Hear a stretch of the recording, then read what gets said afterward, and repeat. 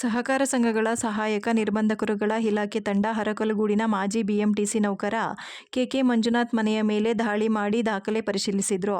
ಅರಕಲಗೂಡು ಕೋಟೆ ನಿವಾಸಿ ಮಂಜುನಾಥ್ ಮತ್ತು ಮೂವರ ಜಮೀನಿನ ವಿವಾದ ಸಂಬಂಧಪಟ್ಟಂತೆ ವಿಷ ಸೇವಿಸಿ ಆತ್ಮಹತ್ಯೆಗೆ ಯತ್ನಿಸಿದ ಘಟನೆ ನಡೆದಿತ್ತು. ಈ ಘಟನೆ ಸಂಬಂಧಪಟ್ಟಂತೆ ಆತ್ಮಹತ್ಯೆಗೆ ಯತ್ನಿಸಿದ ಕುಟುಂಬಸ್ಥರು ಮಂಜುನಾಥ್ ವಿರುದ್ಧ ಅರಕಲಗೂಡು ಪೊಲೀಸ್ ಠಾಣೆ ದೂರು ದಾಖಲಿಸಿದರು. ಈ ಸಲುವಾಗಿ ಬುಧವಾರ ಹಾಸನ ಜಿಲ್ಲಾಧಿಕಾರಿ ಕಚೇರಿ ಆವರಣದಲ್ಲಿ ಬಿಎಸ್ಪಿ ರಾಜ್ಯ ಮುಖಂಡ ಹರೀಶ್ ನೇತೃತ್ವದಲ್ಲಿ ಹಲವರು ಮಂಜುನಾಥ್ ವಿರುದ್ಧ ಪ್ರತಿಭಟನೆ ಕೂಡ ಹಮ್ಮಿಕೊಂಡಿದ್ರು. ಅಲ್ಲದೆ ಜಿಲ್ಲಾಧಿಕಾರಿ, ಜಿಲ್ಲಾ ಎಸ್ಪಿ ಅವರಿಗೆ ದೂರು ನೀಡಿ ಕ್ರಮ ಕೈಗೊಳ್ಳಲು ಒತ್ತಾಯಿಸಿದರು.